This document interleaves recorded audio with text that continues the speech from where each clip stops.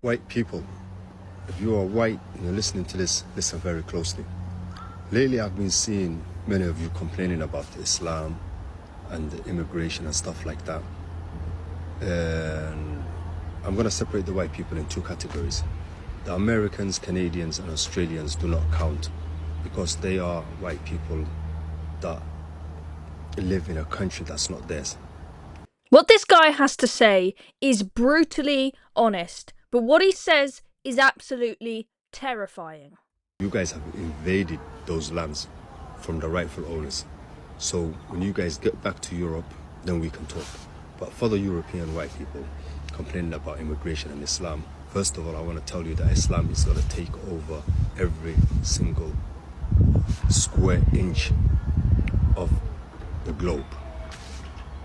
And you guys might think that it's going to be us, dark-skinned people, that are going to take over. No, it's going to be your own people. As you can see how fast Islam is growing, in the next 10 to 15 years, every white person is going to have a Muslim member in his family. Nowadays, you see white Europeans with blue eyes and blonde hair reverting back to the truth because they have finally seen the truth. Okay, so this guy thinks that Islam is the truth. It is the one religion that you should be following. And he says here Islam is going to take over. And it's going to be, us ourselves converting. Okay, we know when ISIS were indoctrinating people.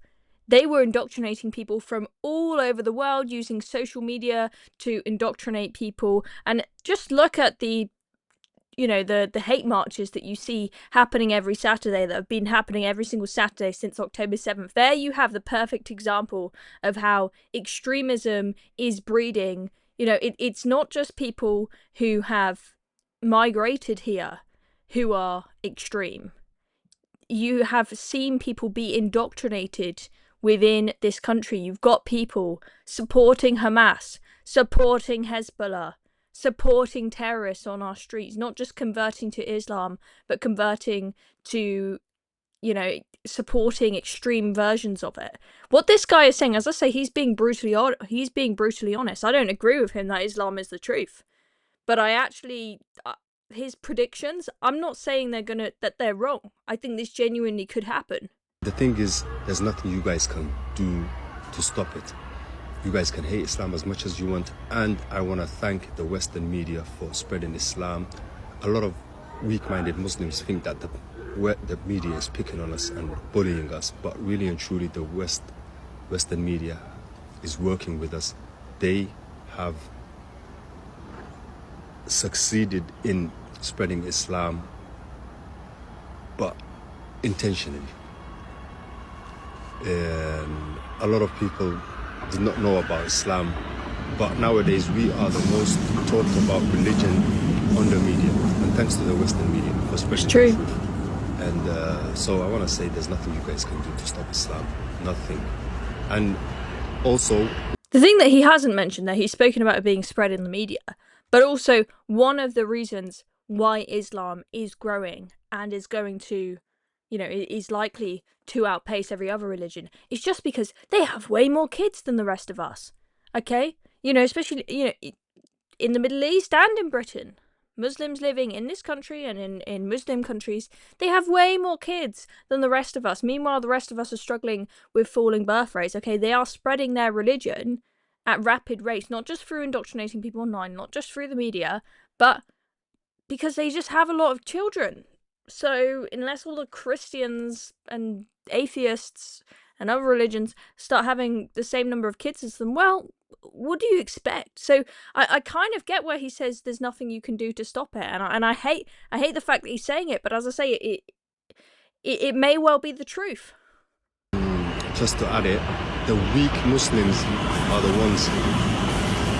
Wait till what he has to say towards the end. That's where it gets particularly. Yeah, just to add it. Sorry about the noise.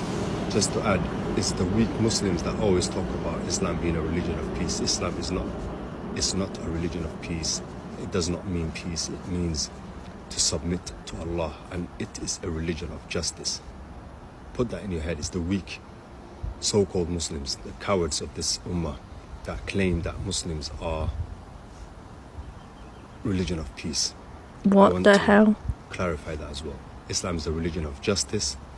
We can be peaceful, but when it comes to it, we know how to defend our land, our religion, and our honor. Now that part at the end was particularly scary, because he says Islam is not a religion of peace, and it's just weak, coward Muslims who tell people it's a religion of peace.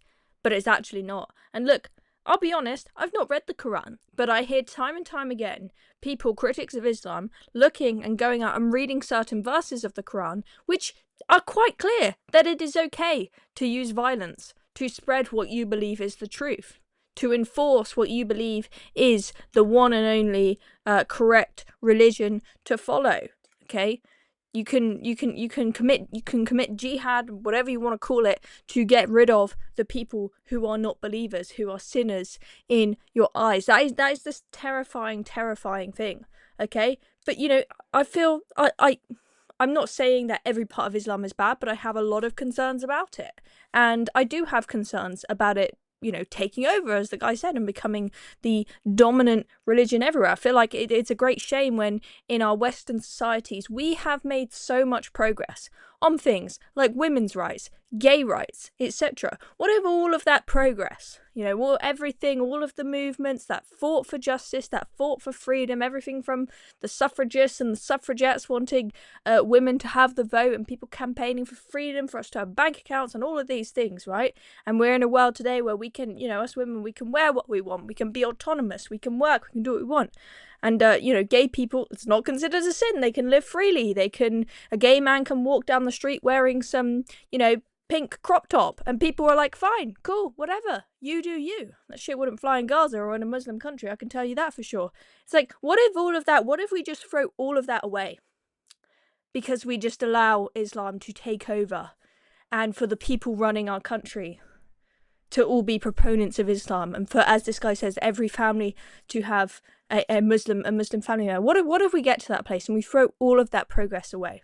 Okay, I don't have an issue with, you know, multiculturalism to the degree that there are people who are Muslim who follow a set of ideas that I don't agree with, but they're not so dominant that they're taking over and they're determining the rules that govern this country. They're determining social norms. Okay, that is the threshold at which I have an issue.